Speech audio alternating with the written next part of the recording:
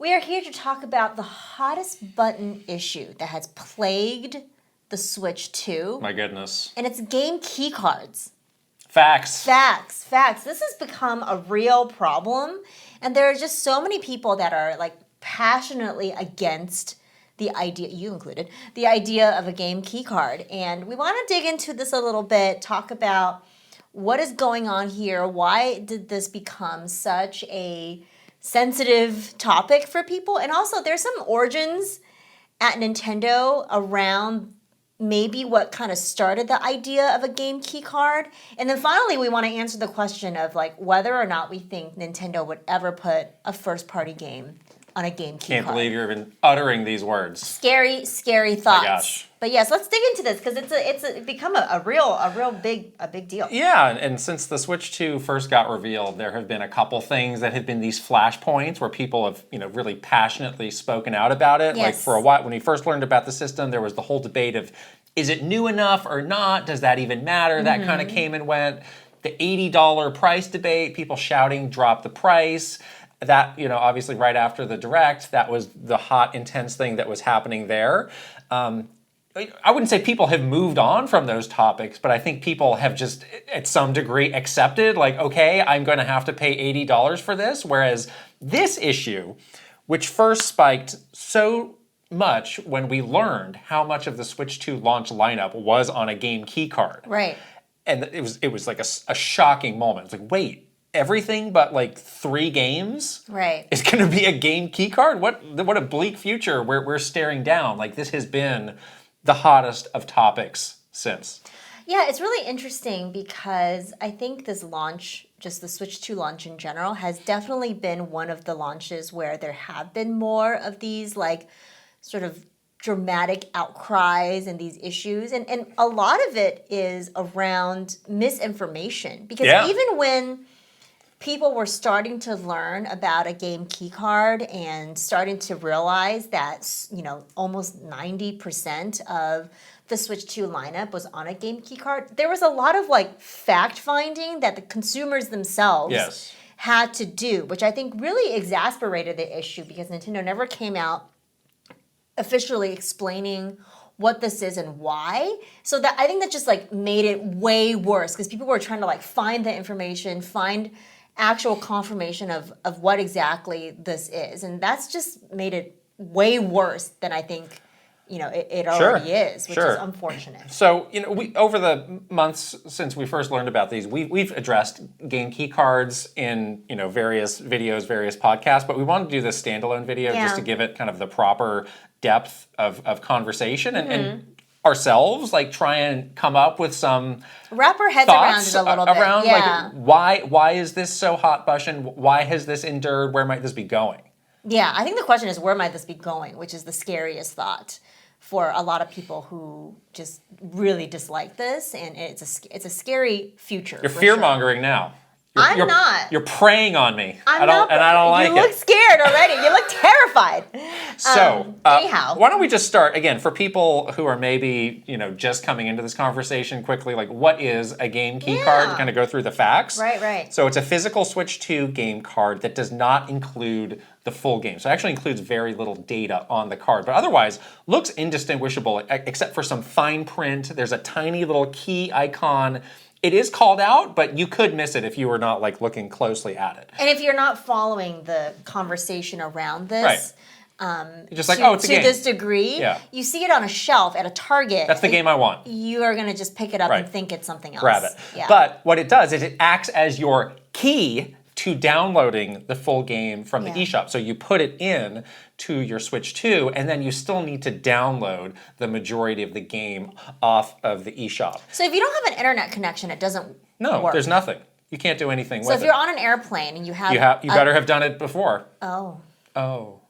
Yeah. Exactly. And the card does need to be in your Switch 2 to play the game. Otherwise, it still operates like a traditional full physical game card. You need to have that in.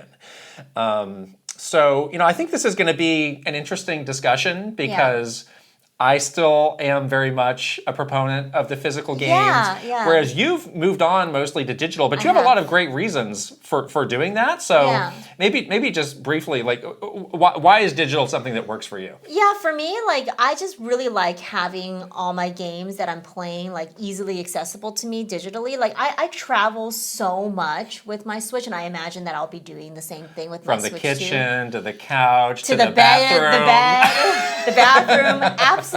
Okay, everyone does that. Okay, come on. Let's not pretend. Always on the road. On the road, driving that big white bus. Yeah, on the road to the refrigerator. But yeah, the one of the wonderful things about a Switch in general is that you are taking it with you places, and I just love the idea of having it on the system itself digitally. And I'm a really, scattered kind of person. Sometimes I'll lose those cartridges. Like, sure. I will lose it's them. happened, yeah. Yeah, I'm just notoriously bad about keeping track of my stuff. And also, like, I don't like to have a lot of clutter in the house. I know this about you. You live a pretty minimalist life. I'm very minimalistic, Yes. and I'm not the kind of person that has like a whole room dedicated to like displaying all my physical games and things like that. And I've seen those people with the beautiful Switch libraries where it's just like rows and rows and hundreds of physical Switch games. Like, that's kind of my nightmare, honestly. I just don't like having like all this plastic crap like all over the house. Totally. So that's why I have really moved to almost like 98% digital. I think the only physical stuff that I buy is usually for like a special reason. So if it's like a collector's edition that I really want, I would go out of my way to get, and you pay extra as well to get. And then like, we were in Japan and I wanted to pick up like a souvenir, and I bought Echoes of Wisdom physical, but it was a Japanese case version. With the Japanese like art on it. Like, that was like almost like a souvenir for myself, like commemorating the trip. So that's the only physical stuff that I buy these days. But you're very different. You for your Switch 2, you paid extra to get a Mario Kart World physical. You paid $80. I am not getting the bundle. I did pay the extra $30 to get the physical Mario Kart. Yeah, I think for me, it's like, I've been gaming for so long and I've had physical games for so long. I do sort of think to the future a lot, where it's like, gosh, recently I have been playing these NES games and games that are, 30, almost 40 years old. And I think like in the future, it's like, well, I would probably like to be able to do that with these systems that I have now. It just feels very oppressively like the circumstances are changing and it's going to be harder and harder to do that. But that's not something that I want to completely give up. So that's kind of my thinking around that. But, I think for you, like, I completely understand the reasons that you have for being a fan of digital. And I mean, it's like, I own a Steam Deck. Everything on there is digital. Like, I see it myself. Like, yeah, there is some convenience to that. And then people have reasons for being, fans of physical games. I think with game key cards, it's kind of like a solution in search of a problem. I have yet to see the passionate defense of game key cards of like, this is why I love this. It's like at best people are kind of like lukewarm on it, like, what's the big deal? Mm-hmm. That's the strongest defense you have ever seen. But if you dig a little bit deeper, like the facts behind it kind of dig into some Nintendo business practices that they probably don't want to air out all that much. So we want to get into that, but I do have one last question for you, being a very like physical kind of person. Like, a lot of people say, the reason they don't do digital, and I kind of understand this to a degree, but I'm so like focused on the now that I haven't really thought too much about the far-flung future, is like, you don't own your game if you buy it. It's like a license, and you see that a lot. Like, I just downloaded a game the other day, and immediately the splash screen when I was downloading was like, this is a digital version of this game. You are buying a license. Yes. You do not own this game. Well, so do you feel like being like more physical, is that part of the reason around why you are going that route? Maybe a little bit, but again, when I say it's becoming more oppressively against that sort of thing, like there's nothing stopping these companies from doing some update to a EULA or some patch. It's like, oh yeah, you never owned this in the first place, it's vanished. Like, there's so many examples of things like that. Again, versus like an NES cartridge. It's so analog. You just have it. Kerchunk it in and it's going to work. So it does feel like the walls are closing in on those of us who could they do that to like a modern game? They can do whatever they want. Right. They'll do whatever they want. So, like, even if let's say you owned a physical copy of Mario Kart World, Yeah. they could If there change was something their like, policy. we didn't update the license to this song that we had in. We got to So now this game doesn't work anymore. It basically doesn't exist anymore. Poof. I mean, and even if that you had a would be- physical version, it wouldn't matter. they could make that invalid. Like, that's a very extreme example. I don't Yeah. think there's a lot of examples of that Right, happening. right. But if that were to happen, it'd be like, yeah, this is where it's headed. My point is, like, having a physical version doesn't really eliminate that possibility. I think it helps a little bit, but it's not foolproof. It's not foolproof. I would say. Yeah. Okay. So, Interesting. people will point out, like, yeah, there are a couple benefits of game key cards. You don't need to buy Nintendo does not need to purchase the actual storage on the game key card to hold the game, so you can get it a little bit cheaper. Very unlikely that a game key card is going to be $80. Right. Because But it's eating into your margins. exactly. The storage on the cartridge. The storage. We did see some data around, like, the options for what size cartridge you could get to put a game on. It's pretty limited. It seems like right now there are 3 options for releasing a game. Full Right. digital on a 64 gig game card, Yes. a game key card, or just digital. Those Right. seem to be the 3 options Yeah. as of There's now. not like a 32 gig version or a whatever. Or down the road when they need something bigger, what are they going to do then? I don't know. Right. So that's exactly. a big question that's looming. But again, yeah, people will say, like, well, it's probably going to be more cost effective. So that's one of the benefits you're getting. But then also, if you want to sell a game key card, you can, because the ownership just transfers over to whoever has it. So I could lend it to you. You could just and then you would download it. But I would have to download as it. long as you have that cartridge in there, you can use it. Yeah. So people will point out, there are some conveniences beyond just traditional digital games. But I don't know. Now that Nintendo's introduced the virtual cards, game key card, those lines are getting blurred. And again, again, every game that I have digitally now, it shows me right away that this is your virtual card for this. Right, I do Here's think how it works. there are a lot of benefits to going full digital. But again, like, this seems to be this weird half step that's trapped in between that gets neither the benefits of one or the other. It's like the worst of both options almost, which is I think why people are like, why though? Right. Why does this have to Right, exist? so yeah, like a lot of the drawbacks that people will point out, like I was just saying, it doesn't give you the benefits of physical or digital.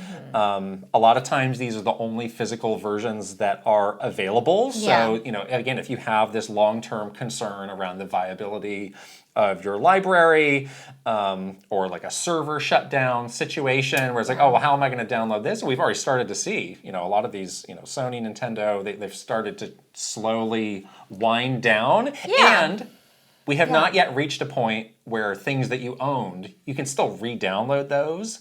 But again, it's like, how long is this all going? Because someone is maintaining those servers. Right. Someone that's not you. Somebody's shelling money to keep that operation. I was going to say exactly that. Is that it costs money and resources for that company to do that, and so at any point they can make a business decision that's like, well, it's not worth my money or resources. So if in 10 years Nintendo says, well, these Wii game re-downloads, we're just going to stop doing that because that's run its course. They haven't seen a lot of traffic there. Yeah, that would be not good. Then it's gone. Right. Then it's gone. Right. Yeah. So I think it just begs the question of, like, well, if these offer so little in term of benefits, then why did Nintendo introduce it at all? Why did they think this was a valuable thing for them to expend the effort to develop and introduce at all? And I think, at Nintendo, they do recognize that the industry is moving towards something that is more digital first. Yeah. And even, like, you may be surprised, like, the last couple years, the totality of Nintendo's sales, more than half of those have been from digital products. Right. So, and it's not just with video games too. It's with any kind of type of entertainment. Like, no one really is buying like a Blu-ray. Right. People are just streaming their stuff. Like, that is the sort of the norm when it comes to broad entertainment. People are used to that. Now. Yeah. Exactly. And as the platform holder for the Switch 2, it is Nintendo's responsibility to garner a strong range of software for it. And I do think that the game keycard is appealing to third parties in that It's a lot more cost effective. you don't need to buy the expensive cartridges to put your game out. You don't need to worry about, oh, I need to compress it down to 64 gigs or whatever the exact amount is. It's like, yeah, you can still have something that can sell at retail, that can sit on a shelf. You can have that retail channel covered. And your game can just be your game, and you can put it out there on our platform kind of pain-free. They're eliminating pain points for developers and publishers who might otherwise either just like walk away from the Switch 2, or it's like, well, do I have to do like a digital only thing? That I kind of don't want to do that. Yeah. They're just trying to make this platform as viable as possible for as many Especially developers. in the early days where you need Right. that third-party support so much to, again, build up that incredible library that the original Switch had. You know, you really need to like kick that off really strong. So I can see them doing that. And of course, everyone, they're all businesses. They're all worried about their profit margins. Right. Like, think about the profit margin that you lose putting it fully on a very expensive cartridge. Like, it might not just be worth it to you as a business. So Exactly. you have to make those like business decisions, Exactly.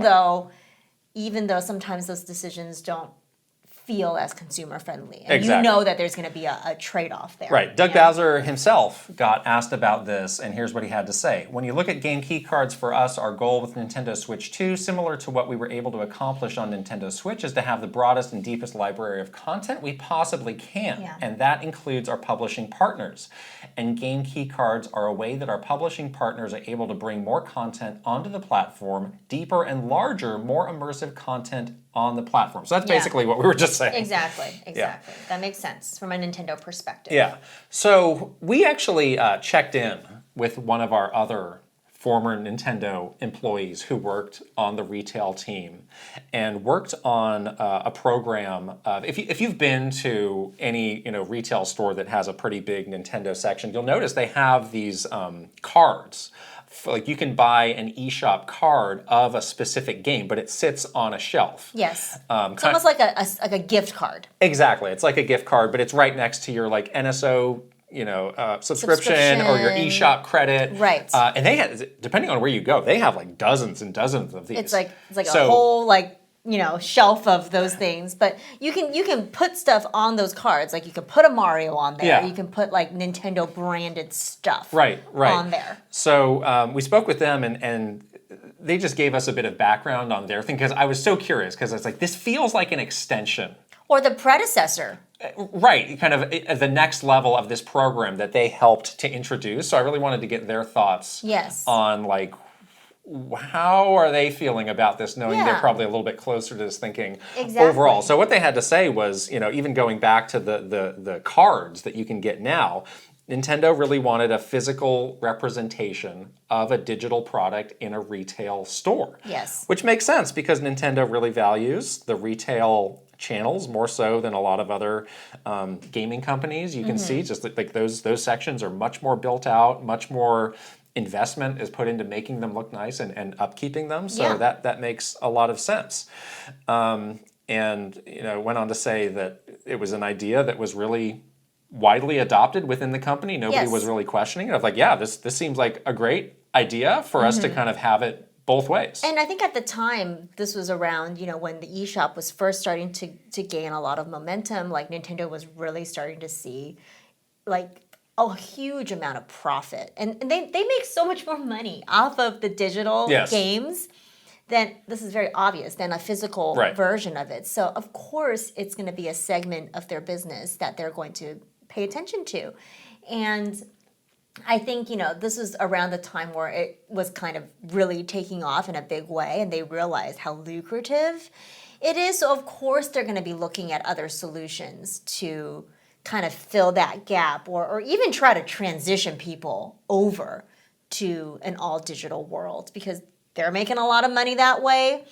If that is sort of the habits of consumers in the future, of course they're going to try to take that step to to bridge that gap between physical and digital. So Right. yeah, really interesting. And again, it started as kind of, a low lift sort of project, and nobody really had very high expectations for it. But it went on to become a very it took popular program. Yeah. So again, like we talk about like these concerns of like, oh well, will the consumer reject this kind of thing that is such a shift in the way that we buy and consume games? And in this case, it really wasn't. So that obviously gave them the confidence of like, all right, something like this. This is actually maybe more in line with how people are getting things now, want to buy things, want to use things than maybe we thought. Yeah, and it could be another situation where it's, again, like the vocal minority, the people that are holding on to, an all physical future.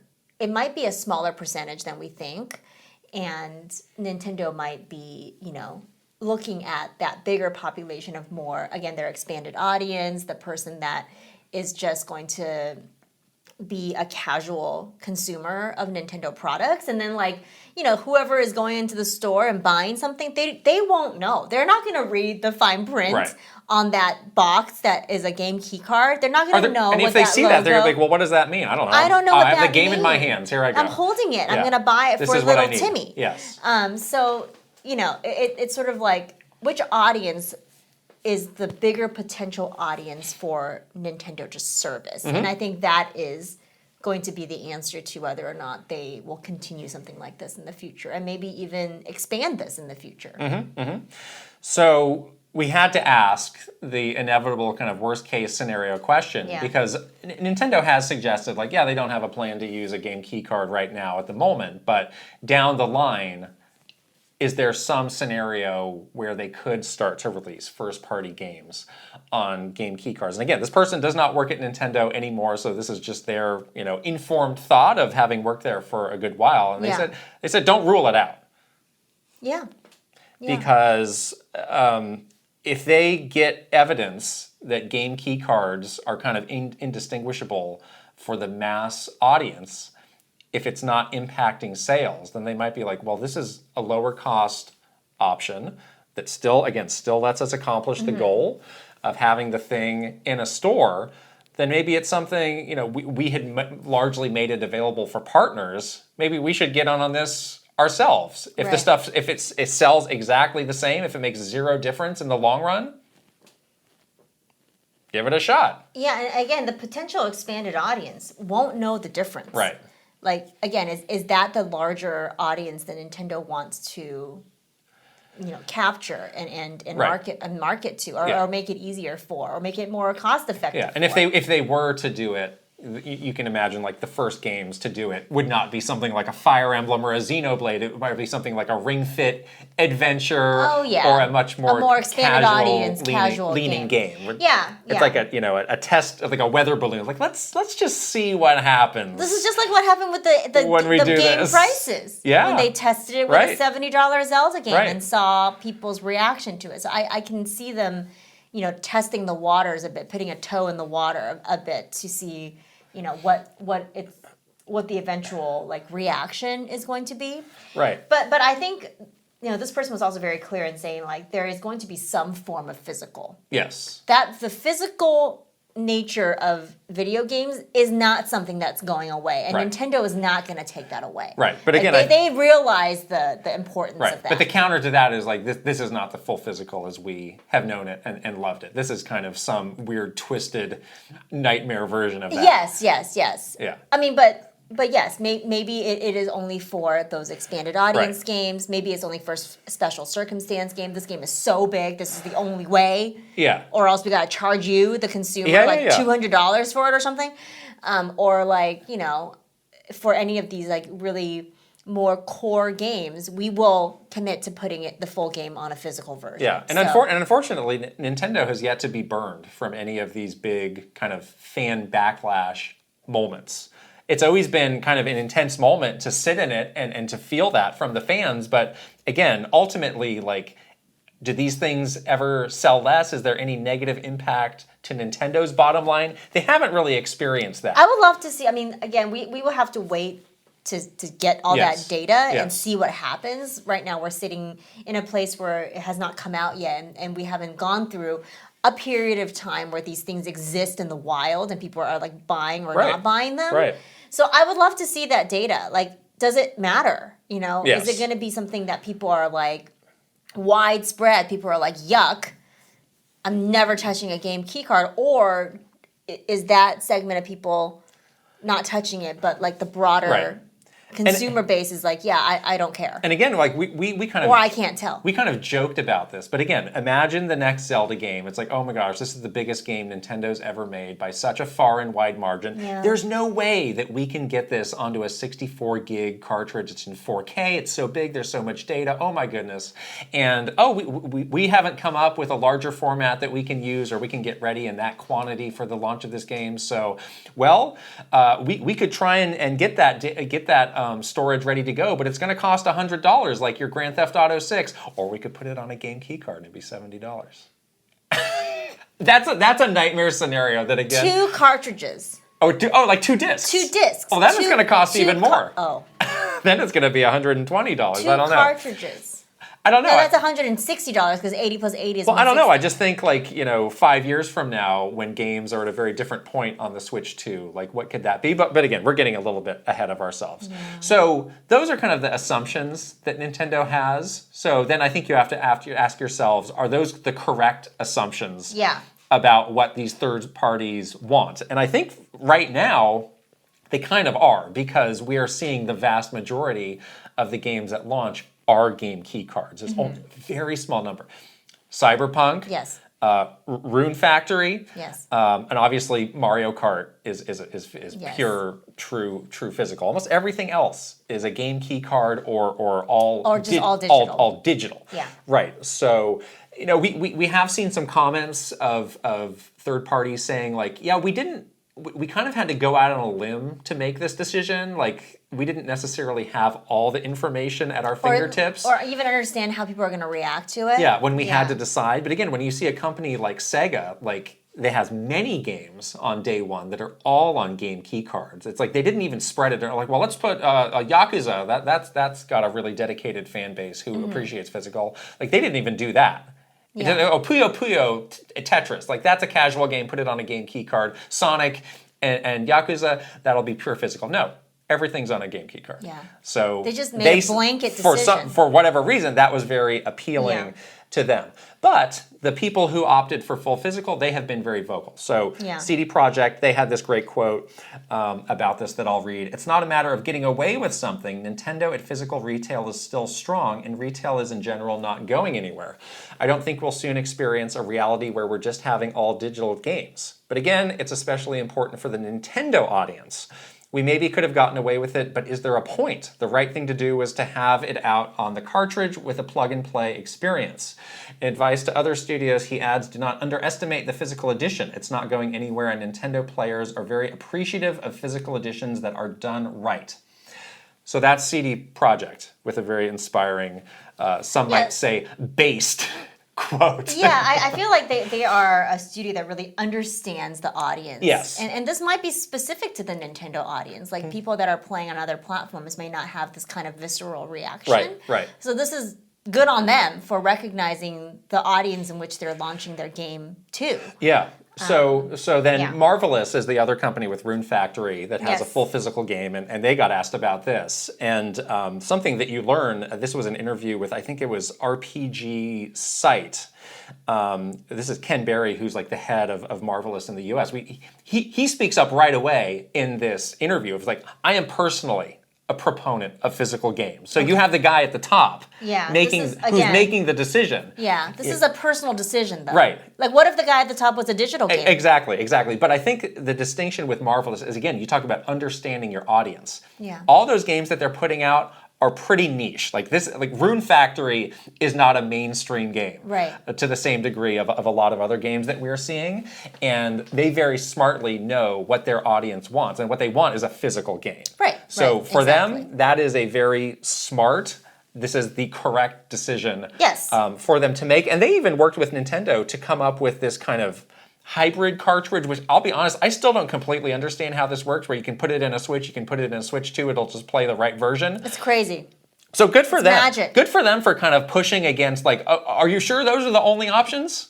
We'd like to look a little bit deeper into this. Yeah. So props to them for figuring that out. That's amazing, honestly. I don't have a clue how it works. I'm not. But I gonna think it's claim. pretty magical, isn't it? Yeah, it's great. It's great.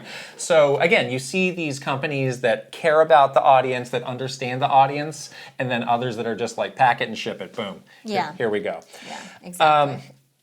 So let's talk about why we get so mad about this. Well, I'm not. You're gonna sit back. No, I'm gonna sit back, but I'm definitely not buying this. I would never buy a game key card. So you have zero interest in a that game seems key card. so dumb because Right. it's like if I wanted a physical game, I would be buying like a special edition. I would be buying like a game for that super emotional reason. Yes. So then I definitely need this to be like an actual game. Right. You know, and if I'm not gonna do that at all for 98% of my games, why would I buy a stupid piece of plastic? That's so dumb. Right. So I would just buy it's the digital. worst of both the worlds. worst case to scenario. twist that Yeah, phrase so- around. Yeah. Yeah, and for yeah. me, like it feels like the only games that I'm going to be getting physical are, obviously first party for as long as they'll do those, and then this handful of other games that I want to get, like a Cyberpunk. I have that pre-ordered. Right. Physical as well. So I'm gonna try and get at the real reasons about this. This is through my own experience and why I feel this. Other people, may feel differently. They may have other reasons. Please leave comments and share those. Yeah, I think this love could to be hear your a reasons. good Open- therapy session to just get out every feeling that everybody has about it. Forum. So it's like, yes, you can talk about like the functionality of it or the kind of the nuts and bolts of it. This is an emotionally driven topic. It is. That's why people are so And mad. that's why people have such a visceral reaction about it. And it gets into like people's true long-term love of video games. So in my house, I have, every platform has a box or several boxes that has the system. It has all my games for it. It's got everything representing like kind of my time with that. And we earlier this year and last year, we spent a lot of time going through all of these and revisiting my full collections. And I've got a lot. It's like a big closet that's full of this stuff. And it is really fun to go back and explore those and revisit those great memories that I had with those. But kind of starting with the Switch generation, I started to realize I have a lot of Switch games. I have a lot of physical Switch games, but actually the majority of my games are digital. At Nintendo, we very luckily, we got games for free. We got game download codes. Yes. But I was like, gosh, I'm thinking of, again, 10 years down the line when I want to revisit my Switch collection. What's my Switch box going to look like? It's going to be a little more bare bones than some of those other ones in terms of what is the totality of my collection? What is the totality of my experiences with the Nintendo Switch? It's going to be hard to take that stroll down memory lane and really soak it all in. And then I think about what it's going to be like with Switch 2. It's a system that hasn't even come out yet. And I'm already kind of bummed out of like, I'm really not going to have that. Like my physical collection for this is going to be so paltry in comparison because, so many games I'm either going to be getting digital, and it just seems like the options for getting actual physical games are so very limited. Yeah. Unlike you kind of have this, I'm moving on with my life kind of thing. I just can't move on. Yeah, I don't feel that way, but I kind of get the sense that this is kind of like looking at old photographs. Yes, it is. It's like when you have an album that your mom has given you from your great-grandmother, you don't toss that into the trash can. It is a physical manifestation of a certain point in time, life. of a certain memory time in your life that you want to hold on to for as long as you can. Yes. I don't equate that with video games, fine. but you do. And a lot of people do. Right. And a lot of people think about like their favorite, time period playing. We talk endlessly about like, oh, the best generation for Nintendo was X. And the reason why people say like such and such is the best generation is because that was a significant point in their life. And it's an emotionally rooted, nostalgia-driven kind of reaction. When you look at that game, you're holding the physical copy of that SNES game, you think about yourself as a 10-year-old having like the moment of your life, you know? So I totally understand that sense of it. And if you have equated these physical games to these important like pivotal moments in your Yes. life, of course you would be mad. Right, it's like that's being taken away That's from being me. taken away from Yes. you, and by some horrible corporation. Right. Doesn't mean that I won't have fun with these games, but that kind of longer term, Yeah. kind of ethereal connection that I'm It's sharing gone. with has been severed. It's gone. Yes. Yeah, and it's a To scary speak as dramatically as I can. to speak in the most hyperbolic way possible. But it's true. I'm My not joking. heart is being ripped out of my chest. No, just Right. kidding. So then, I mentioned that I have a Steam Deck, I've got I've got everything, and Yeah. again, I don't necessarily feel as strongly about it on these other platforms as I do with Nintendo. So Yeah. I think it's interesting to kind of delve into that. And that's why it was interesting to see all those comments from, the Project CD Red people and the Marvelous people talking about like the Nintendo Right. audience. Right. There's so many people in the Nintendo audience that feel the same way you do, that have basically like attached, significant life moments Yes. to the physical versions of these games that they've played. Like it's a very interesting like psychological thing. Someone should study this, honestly. Some professor. It's a psychology project for Yeah, sure. Cambridge. You guys Right. should study this or something Right. because it's really interesting that it's very specific to the Nintendo audience. Right. Obviously, we have the longest. I grew up with the NES. Yeah, That's a yeah. long time. I have the longest term connection with that company. Yes. It's the company that I associate myself with the most. They also have the resources to not make this an issue at all. It's like to just cover the cost of this. Like they got Right. literally billions of dollars of cash in the Yes, bank. So don't it's give like, them an excuse please- to not do this. please don't nickel and dime us They're more. not some indie dev that's like, I Right. gotta squeeze out every More penny. than you already are with know? the Switch 2, so it Yeah. just kind of hurts. They also it wasn't long ago that they understood the importance of this physical manifestation of this thing in a physical Yeah. form. That's what Amiibo was. Listen, Yeah, we launched that product. we saw Yeah. how dinky the game integrations in Amiibo were. Why were people buying that? It was not so, I'm going to save was a collector's. my figure fighter in Smash Brothers. Like, no, it's like we want to have the physical manifestation of this thing that we love. Yeah. That was like 10 years ago. Look at how far like we've come, and now it's like, oh, these games are being taken away. But at the same time, they have opened theme parks. They have opened stores worldwide to sell us more and more physical trinkets when all we want is a physical game. Isn't that amazing? Come on. Instead of a game, you can have a popcorn. That was the bucket. realization that really made me snap. I was like, look at how much. We just went to the Nintendo San Francisco store. So great. You can get so many physical things, Yeah. clothes, knickknacks, whatever, collectibles. But Yeah. all we want is a game. Can we just have that? Is that too far? The thing that made you the billions of dollars in the first place? It's That brought us incredible. all here, the game? Can we have that? I do wonder if there is a significant shift in people's like shopping because of the popularity of streaming, of digital things when it comes to entertainment. It's like there is a pretty large segment. I don't know the exact data here, but I feel like there is a pretty large segment of the consumer base that's like, if I want something physical, it's going to be like a teacup or like a sweatshirt. Yeah. And this is really me. If I want a physical manifestation of my love for Nintendo, I'm going to buy an Animal Crossing sweatshirt and wear it around the house while I play my digital Buy a games in bed. Tom Nook plush and sleep with it or something. Exactly. Right. I would rather have the Togepi Squishmallow than a physical game because for me that's Yeah. like more of an emotional connection than the physical version of an NES game that doesn't work anymore that I've had, 20, 30 years, Right. whatever. So Right. I think everybody's emotional tie to something Yeah. is different. So I wonder if Nintendo is seeing that too, and that's why they've made this shift in terms of like focusing more on the merchandising, focusing more on the theme park like experience. Like, oh, I'll never forget my day at Super Nintendo Better World. hope they don't come up with a game key card for a plush. They'll take that away too. Oh no, my Togepi. So I completely realize if I go up to some guy on the street and I start telling him this, like, oh, this is why I feel, this is why I'm mad about it, he's gonna look at me like I'm insane. But I realize that this is an emotionally driven thing. This is Yes. in my mind. This is more than like the nuts and bolts of a how piece how of a plastic, game key yeah. card works. That's Yes. not what this is about at all. Yeah, exactly. And I wonder how many people are feeling All of you get it. That's why we're here doing this. Well, and I'm not ranting on the street corner We about a game. we Although wanna maybe do- that would help. Maybe I should get out there with a bullhorn. Get the sandwich board on, Yes. say no to game key cards. Yeah, maybe that would You're help. just like that guy that's I'm gonna like do on what the I street. can. But yeah, I would love to hear people's comments around this and like why you feel so strongly about it Yeah. because I think everyone has like a different way in, but I do think this angle of like this is emotionally connected to your Yes. the significant parts of your life. Just self-identity in a lot and of your ways. identity Yes. is like a huge part of this, and no one's really talking about. People are just saying, I'm mad. I can't believe that Nintendo's doing this. But Yeah. it's like, why though?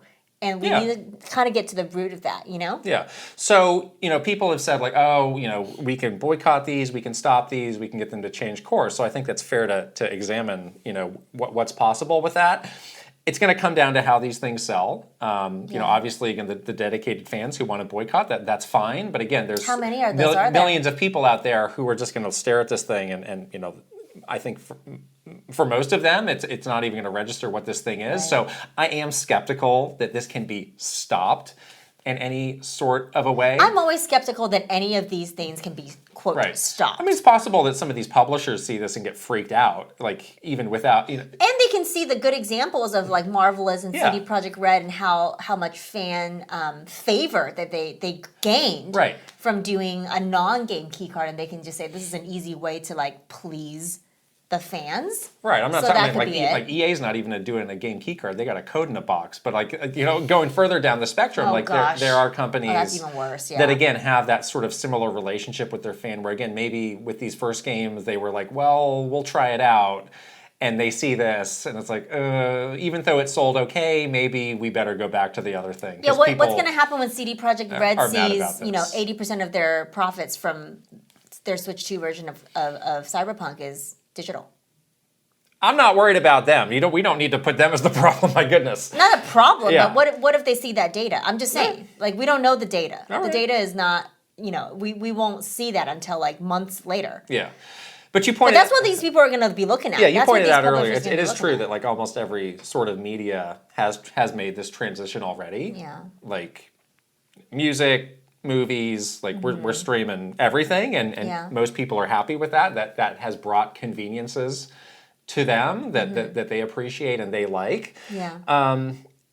And honestly, I think Nintendo, when they came up with this, they're like, this is a good compromise. This is going to be delivering something to the fans. Whether it's something they can come out and say the exact reason of like, we need to make things cost effective for publishers. They can't come out and say that. That's going to be a bad look if they just flat Yeah. out came out and said this. But I think deep down in their hearts, they're like, this is good for the platform. And also, they do think it's important to have a physical something in retail. Yeah. Because they know that there's going to be people that are like strolling by the video game aisle or whatever and sees a game and will just get it. Right. And that person doesn't care if it's a game key card or not. They're just going to buy it because they see it. And they know the importance of that. They're not going to give up on that channel at Yeah. all. Yeah. They would say, do you want this game on the system or not? Because in some cases, that might be what it boils down to. Right. Because some of these companies are not ponying up to do the full physical. So despite all of this, despite all of the gloom and doom, I do think that physical games will endure on. Yes. Because even with all of these examples of movies and music, like there's still like really dedicated, devoted, vocal fan bases. Yes. Who are built around the physical versions The of those. special editions will never die because they Yeah. can make more money off of There's it. that. There's Blu-rays, vinyl, CDs. I guess CDs are coming back. Cassettes are coming back. I can't explain. Vinyls I love. Cassettes are the game key cards of music. They suck. Oh, cassettes are awful. And they deteriorate Yeah, so quickly I after you don't- rewind them I and don't stuff. completely Like, understand- oh my gosh. I don't We're understand aging that. ourselves, but I totally had a Walkman with cassette tapes. Right. And it was terrible. But I mean, being honest myself, it does kind of feel like that's where things are headed, where the majority of the action happens on a digital format. Again, hopefully in the pure digital, where there are some of those benefits versus Yes. the game key card that seems to offer zero benefits. Right.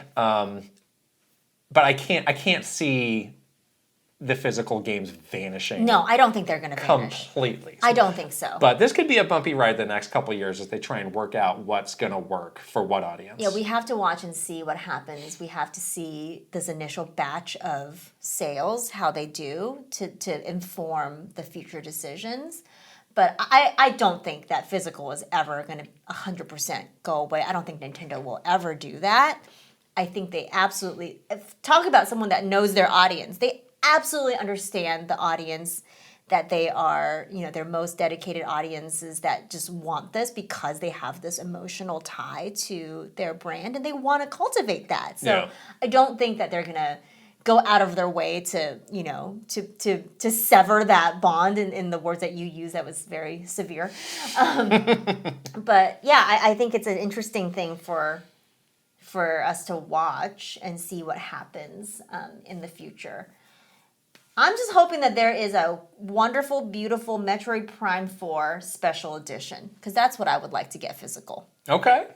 Can you please make that, Nintendo? Sure. Please? Keep it coming. Keep it coming. All right, well, there we go. That's it. I'm feeling a little bit better Do you? now. Are you really? Got some of this stuff out. Just gotta put it out there, you know?